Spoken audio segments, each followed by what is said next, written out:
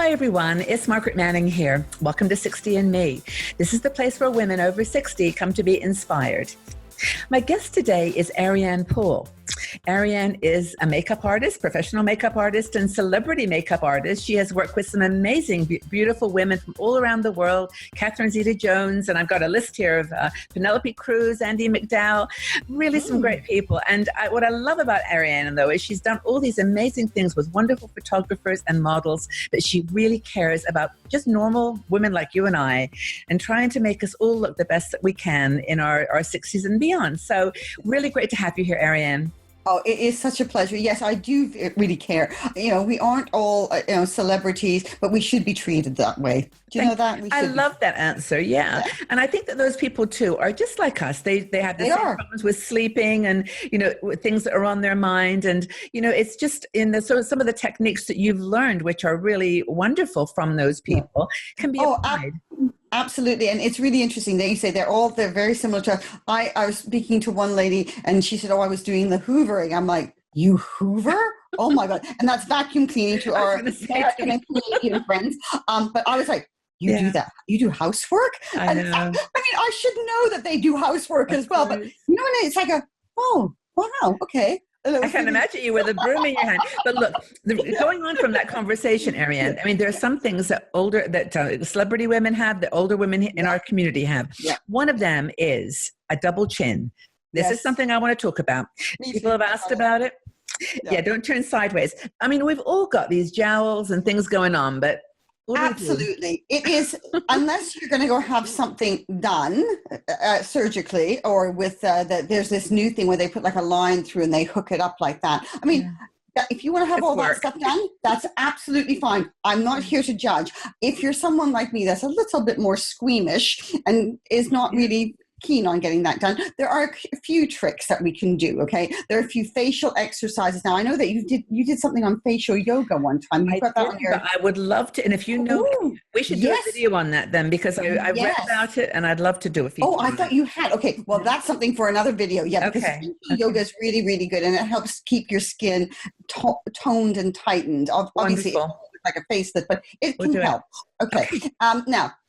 One tip, a very well-known celebrity who I'm not going to say told me should wear a turtleneck or polo neck in the UK. Okay, that apparently frames very nicely. So, hey, you could do that if you wanted to. But because I get very warm. I don't like to have anything around my neck. It drives me crazy now. I used to love it when I was younger, and I didn't have a double chin, but hey, now I do.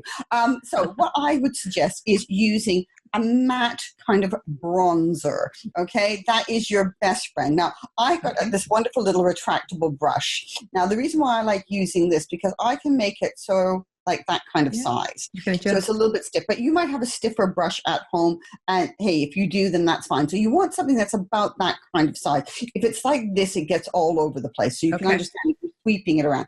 So what I do is, first of all, I make sure that my cheekbones are emphasized. So I put a little bit of now I'm using something from my range, but you can use anything. I'm not saying use this. This is the creme caramel. So I'm swirling it around. Right there. I've got it open on the longer length, and I'm just popping that underneath my cheekbones. So what that does is it gives a height here, an indentation here. Yeah. It gives more structure here. But then I'm going to make this a little bit smaller to that little bit that I said. Mm-hmm. And then I'm going to take a little bit there, and I'm going to go mainly on the darker bit. Yeah. Okay. And then I am going to just move my hair out of the way first. Okay. And then I'm going to go along my jawline like this. And blend it down like that. And I always put bronzer on my neck because we don't get any color on our neck, and you can see the difference. So there you go. I can really notice that. Yeah, really notice that. It is a really good. How simple. Do you know?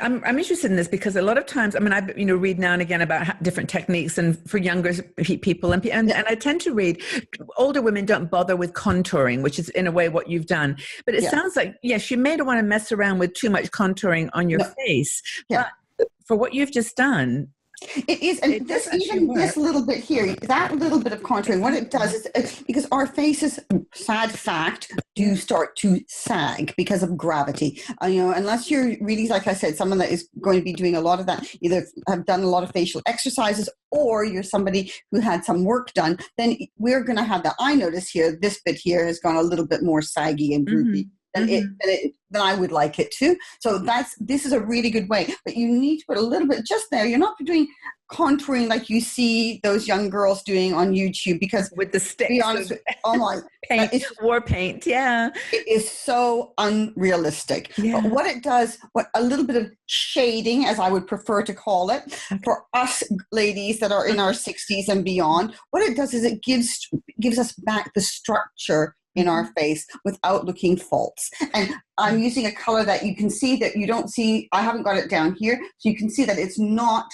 It looks very natural. Yes, it looks really natural, but it's given that bit of my jawline a little bit of a lift. That is really, really a simple piece of information. And I love, actually, you do this all the time, which is wonderful. You talk about product, which is nice. You showed your product, and we'll leave the information for everyone that wants to look at it. But you also talk about technique. Yeah. And some of these things are like, you don't have to spend a lot of money on the makeup product if you just know what to do with them, with Absolutely. it. Now, somebody, a lot of the 60andMe community may have a bronzer in their makeup bag, and they think, oh, I'm only going to be using the bronzer in the summer months, or when I need a little bit of color. Right. Use your bronzer as long as it's not shimmery. If it's it can have a little bit of a sheen to it, but not like that kind of shiny, like highlighty kind of bronzer.